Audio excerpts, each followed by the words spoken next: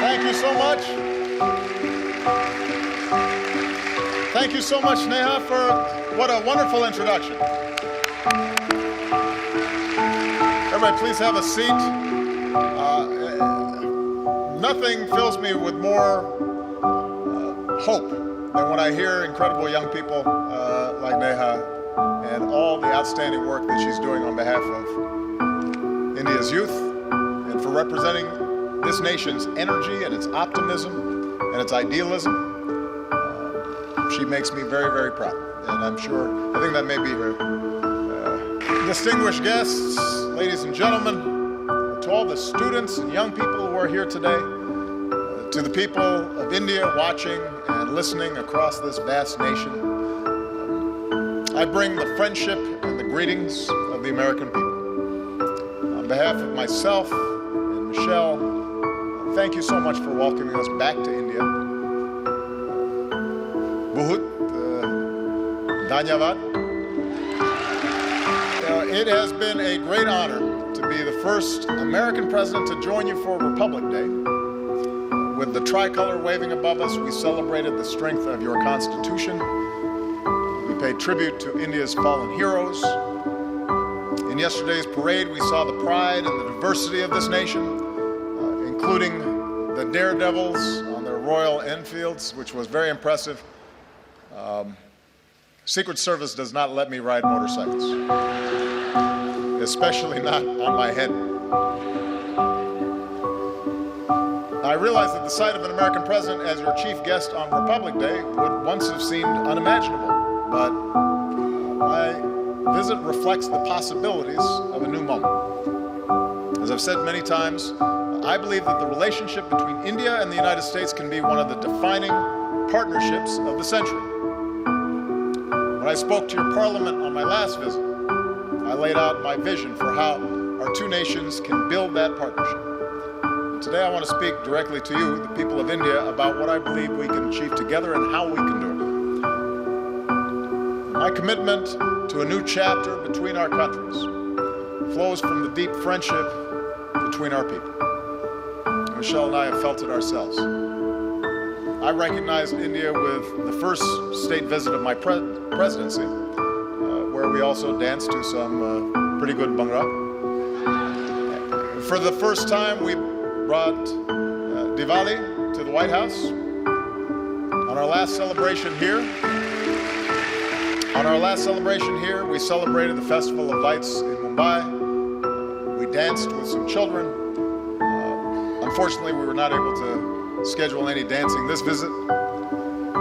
Señorita, bude desho me.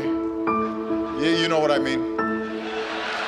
So, everybody said, by the way, how much better a dancer Michelle was than me, which hurt my feelings a little bit. On a more personal level, India represents an intersection of two men who've always inspired me. When Reverend Dr. Martin Luther King Jr. was protesting racial segregation in the United States, he said that his guiding light was Mahatma Gandhi. When Dr. King came to India, he said that being here in Gandhi's land reaffirmed his conviction that in the struggle for justice and human dignity, the most potent weapon of all is nonviolent resistance. And those two great souls are why we can gather here today, Indians and Americans, equal and free. And there's another link that binds us. More than 100 years ago, America welcomed a son of India, Swami Vivekananda. And Swami Vivekananda helped bring Hinduism and yoga to our country. And he came to my hometown of Chicago. And there, at a great gathering of religious leaders, he spoke of his faith and the divinity in every soul and the purity of love. And he began his speech with a simple greeting: sisters and brothers of America. So today, let me say, sisters and brothers of India.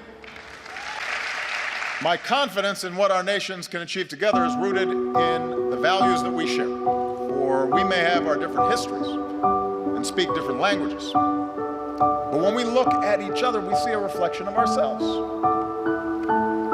Having thrown off colonialism, we created constitutions that began with the three same words: we the people. As societies that celebrate knowledge and innovation, we transformed ourselves into high-tech hubs of the global economy. Together, we unlock new discoveries, from the particles of creation to outer space. And we are among the few nations to have gone to both the moon and to Mars.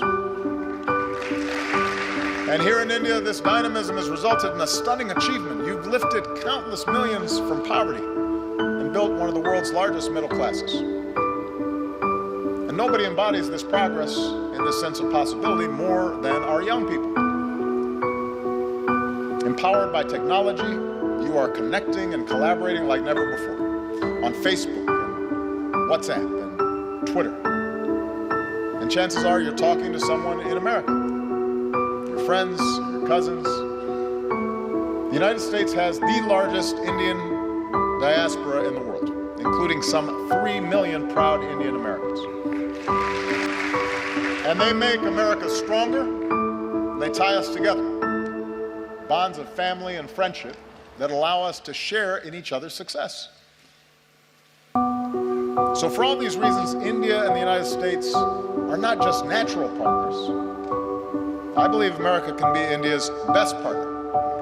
I believe that. Of course, only Indians can decide India's role in the world, but I'm here because I'm absolutely convinced that both our peoples will have more jobs and opportunity, and our nations will be more secure, and the world will be safer and a more just place when our two democracies, the world's largest democracy, the world's oldest democracy, stand together. I believe that.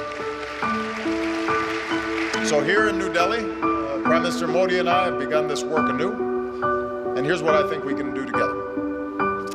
America wants to be your partner as you lift up the lives of the Indian people and provide greater opportunity. So working together, we're giving farmers new techniques and data, from our satellites to their cell phones, to increase yields and boost incomes. We're joining you in your effort to empower every Indian with a bank account. And with the breakthroughs we achieved on this visit, we can finally move toward fully implementing our civil nuclear agreement, which will mean more reliable electricity for Indians and cleaner non-carbon energy that helps fight climate change.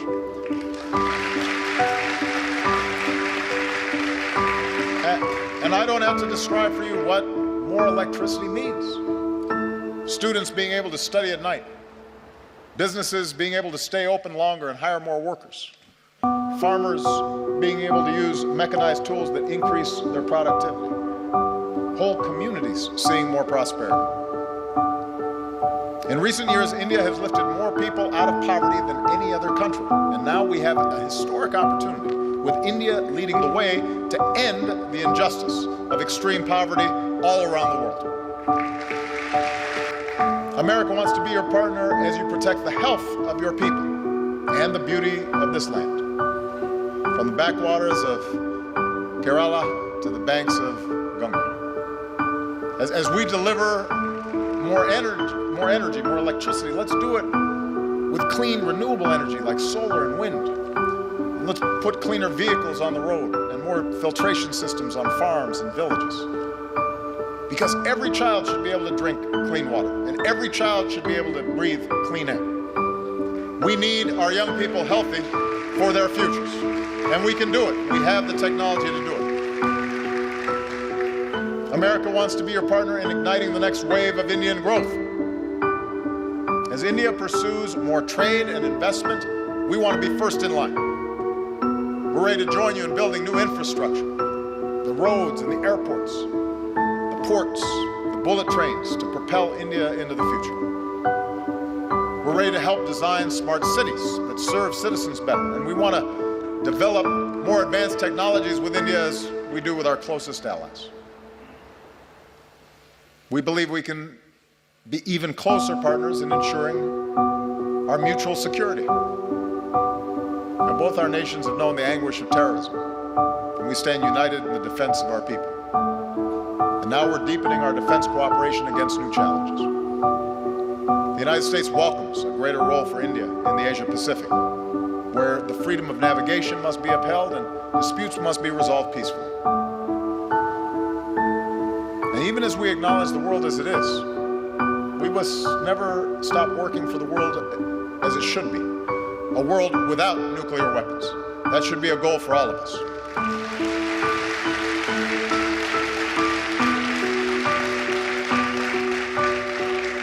I believe if we're going to be true global partners, then our two nations must do more around the world together.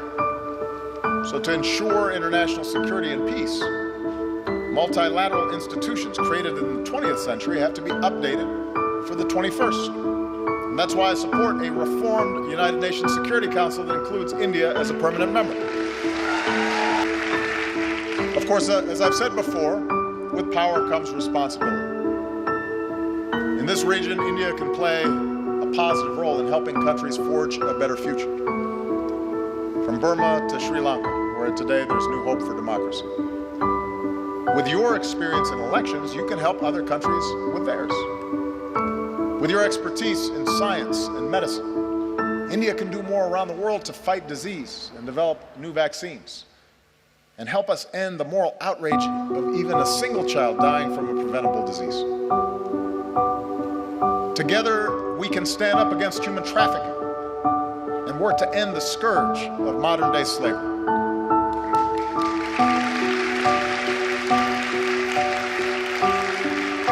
And being global partners means confronting the urgent global challenge of climate change.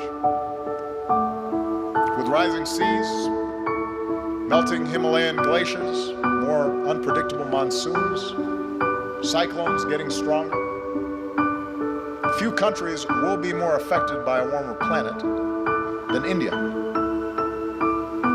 Now, the United States recognizes our part in creating this problem, so we're leading the global effort to combat it. And today I can say that America's carbon pollution is near its lowest level in almost 2 decades.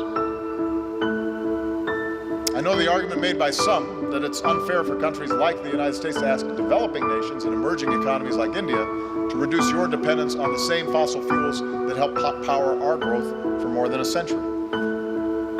But here's the truth. Even if countries like the United States curb our emissions, if countries that are growing rapidly like India, with soaring energy needs, don't also embrace cleaner fuels, then we don't stand a chance against climate change.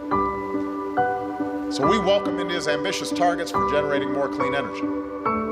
We'll continue to help India deal with the impacts of climate change, because you shouldn't have to bear that burden alone. And as we keep working for a strong global agreement on climate change, it's young people like you who have to speak up so we can protect this planet for your generation. I'll be gone when the worst effects happen. It's your generation, your children, that are going to be impacted. And that's why it's urgent that we begin this work right now. Development that lifts up the lives and health of our people, trade and economic partnerships that reduce poverty and create opportunity, leadership in the world that defends our security and advances human dignity and protects our planet. That's what I believe India and America can do together. So with the rest of my time, I want to discuss how we can do it. Because in big and diverse societies like ours, progress ultimately depends on something more basic, and that is how we see each other. We know from experience what makes nations strong. Neha, I think, did a great job of describing the essence of what's important here. We are strongest when we see the inherent dignity in every human being. Look at our countries, the incredible diversity, even here in this hall. India is defined by countless languages and dialects in every color and caste and creed, gender and orientations. And likewise in America, we're black and white and Latino and Asian and Indian American and Native American. Your Constitution begins with the pledge to uphold the dignity of the individual, and our Declaration of Independence proclaims that all men are created equal. In both our countries, generations have worked to live up to these ideals. And when he came to India, Martin Luther King Jr. was introduced to some school children as a fellow untouchable. My grandfather was a cook for the British Army in Kenya. The distant branches of Michelle's family tree include both slaves and slave owners. When we were born, people who looked like us still couldn't vote in some parts of the country. Even as America has blessed us with extraordinary opportunities, there were moments in my life where I've been treated differently because of the color of my skin. Many countries, including the United States, grapple with questions of identity and inequality and how we treat each other, people who are different than us, how we deal with diversity of beliefs and of faiths. And right now, in crowded neighborhoods not far from here, a man is driving an auto rickshaw or washing somebody else's clothes or doing the hard work no one else will do. And a woman is cleaning somebody else's house. And a young man is on a bicycle delivering lunch. A little girl is hauling a heavy bucket of water.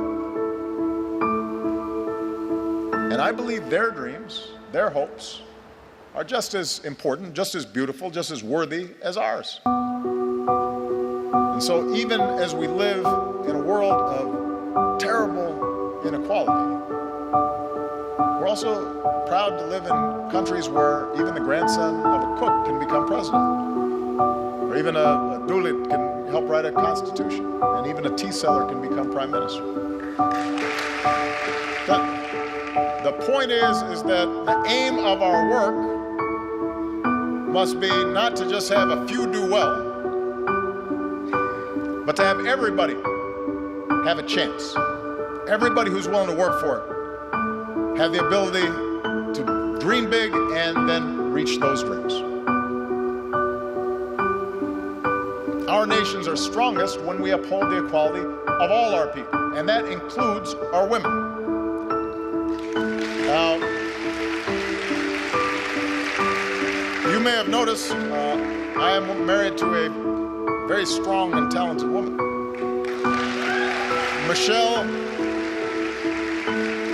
is not afraid to speak her mind or tell me when I'm wrong, which happens frequently. And we have two beautiful daughters, so I'm surrounded by smart, strong women. And in raising our girls, we've tried to instill in them basic values. A sense of compassion for others and respect for themselves and the confidence that they can go as far as their imaginations and abilities will carry them. And as part of Michelle's work as First Lady, she's met with women and girls around the world, including here in India, to let them know that America believes in them too.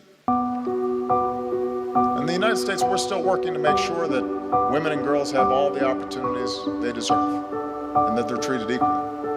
And we have some great role models, including here today, the former Speaker of our House of Representatives, Nancy Pelosi, who was the first woman Speaker of the House and my great partner.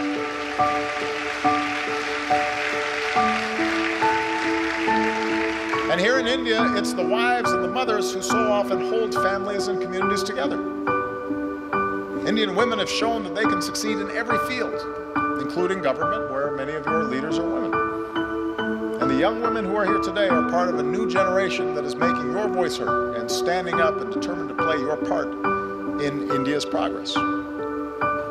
And here's what we know. We know from experience that nations are more successful when their women are successful. When girls go to school,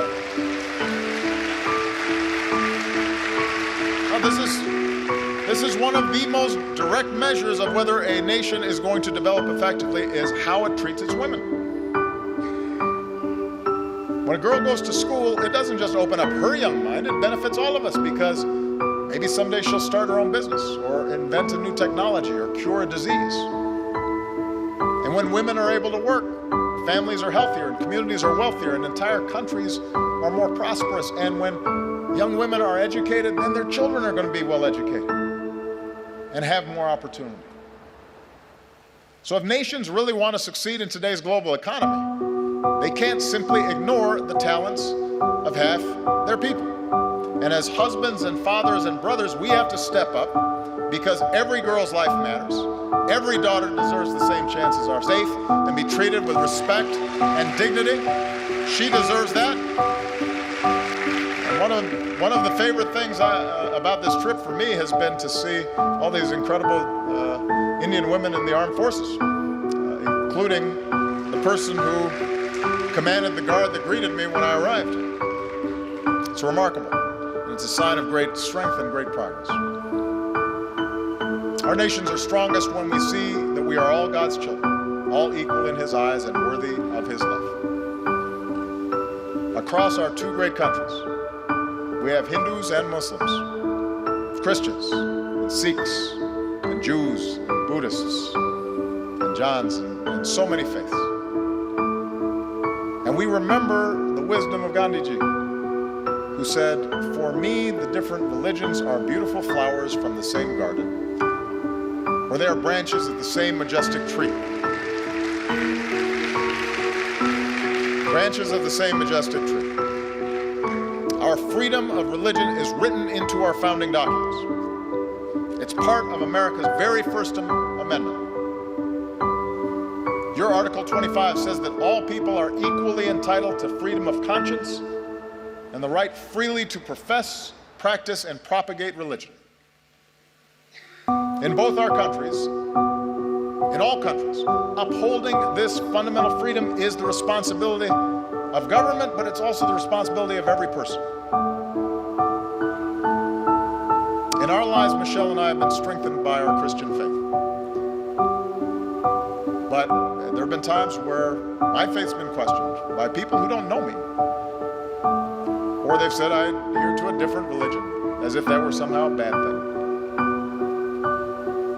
Around the world, we've seen intolerance and violence and terror perpetrated by those who profess to be standing up for their faith, but in fact are betraying it.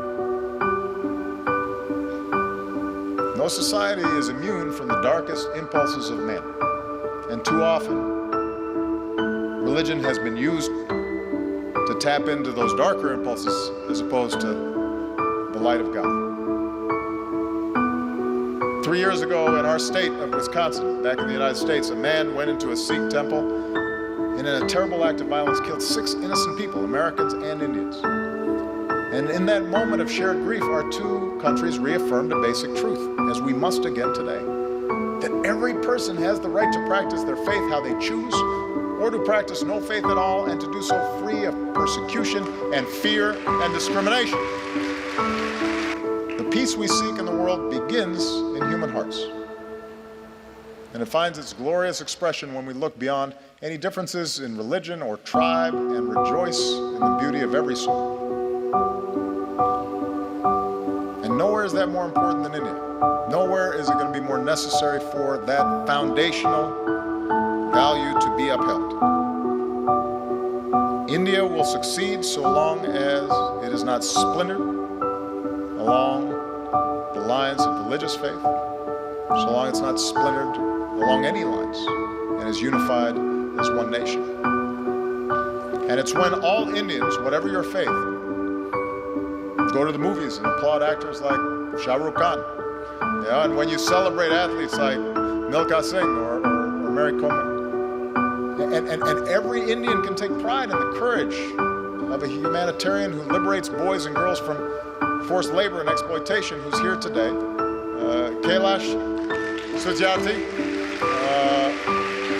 our most recent winner of the Nobel Prize for Peace. So that's what unifies us. Do we act with compassion and empathy? Are we measured by our efforts, by what Dr. King called the content of our character rather than the color of our skin or the manner in which we worship our God? In both our countries, in India and in America, our diversity is our strength, and we have to guard against any efforts to divide ourselves along sectarian lines or any other lines. And if we do that well, if America shows itself as an example of its diversity and yet the capacity to live together and work together in common effort, in common purpose, if India, as massive as it is, with so much diversity, so many differences, is able to continually affirm its democracy, that is an example for every other country on earth. That's what makes us world leaders. Not just the size of our economy or the number of weapons we have, but our ability to show the way in how we work together and how much respect we show each other. And finally, our nations are strongest when we empower our young people. Because ultimately, you're the one who has to break down these old stereotypes and these old barriers, these old ways of thinking. You know, prejudices and stereotypes and assumptions, those are what happens to old minds like mine. You know, I'm getting gray hair now. I was more youthful when I first started this office. And that's why young people are so important in these efforts. You know, here in India, most people are under 35 years old. And India is on track to become the world's most populous country. So young Indians like you aren't just going to define the future of this nation, you're going to shape the world. Like young people everywhere, you want to get an education and find a good job and make your mark, and it's not easy. But in our two countries, it's possible. Remember, Michelle and I don't come from wealthy backgrounds or famous families. Our families didn't have a lot of money. We did have parents and teachers and communities that cared about us, and with the help of scholarships and student loans, we were able to attend some of the best schools in the world. Without that education, we wouldn't be here today. So whether it's in America or here in India or around the world, we believe young people like you ought to have every chance to pursue your dreams as well. So as India builds new community colleges, we'll link you with our own, so more young people graduate with the skills and training to succeed. We'll increase collaborations between our colleges and universities and help create the next Indian Institute of Technology. And we'll encourage young entrepreneurs who want to start a business. And we'll increase exchanges, because I want more American students coming to India and more Indian students coming to America. And that way we can learn from each other and we can go further.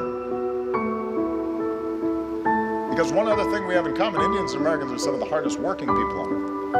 And I've seen that. Michelle and I have seen that in a family here in India. I just want to tell you a quick story. On our last visit here, we visited Humayun's tomb. And while we were there, we met some of the laborers who are the backbone of this nation's progress. We met their children and their families as well. And some wonderful young children with bright smiles, sparks in their eyes. And one of the children we met was a boy named Vishal. And today Vishal is 16 years old, and he and his family live in South Delhi in the village of Murband. And his mother works hard in their modest home, and his sister is now in university. She wants to become a teacher. His brother is a construction worker earning his daily wage. And his father works as a stone layer farther away, but sends home what little he makes so Vishal can go to school. And Vishal loves math, and mostly he studies. And when he's not studying, he likes watching Kubudi. And he dreams of someday joining the Indian Armed Forces. And we're grateful that Vishal and his family joined us today. We're very proud of him, because he's an example of the talent that's here. And then Vishal's dreams are as important as Malia and Sasha's dreams, our daughters. We want him to have the same opportunities. Sisters and brothers of India. Now, we are not perfect countries, and we've known tragedy and we've known triumph. We're home to glittering skyscrapers, but also terrible poverty and new wealth, but also rising inequality. We have many challenges in front of us. But the reason I stand here today and I'm so optimistic about our future together is that despite our imperfections, our two nations possess the keys to progress in the century ahead. We vote in free elections. We work and we build and we innovate. We lift up the least among us. We reach for heights previous generations could not even imagine. We respect human rights and human dignity, and it is recorded in our constitutions. And we keep striving to live up to those ideals put to paper all those years ago. And we do these things because they make our lives better and safer and more prosperous, but we also do them because our moral imaginations extend beyond the limits of our own lives. And we believe that the circumstances of our birth need not dictate the arc of our lives. We believe in the father working far from home, sending money back so his family might have a better life. We believe in the mother who goes without so that her children might have something more. We believe in the laborer earning his daily wage and the student pursuing her degree. And we believe in a young boy who knows that if he just keeps studying, if he's just given the chance, his hopes might be realized too. We are all beautiful flowers from the same garden, branches of the same majestic tree. And I'm the first American president to come to your country twice, but I predict I will not be the last, because as Americans, we believe in the promise of India. We believe in the people of India. We are proud to be your friend. We are proud to be your partner as you build the country of your dreams. Jai Hind. Thank you.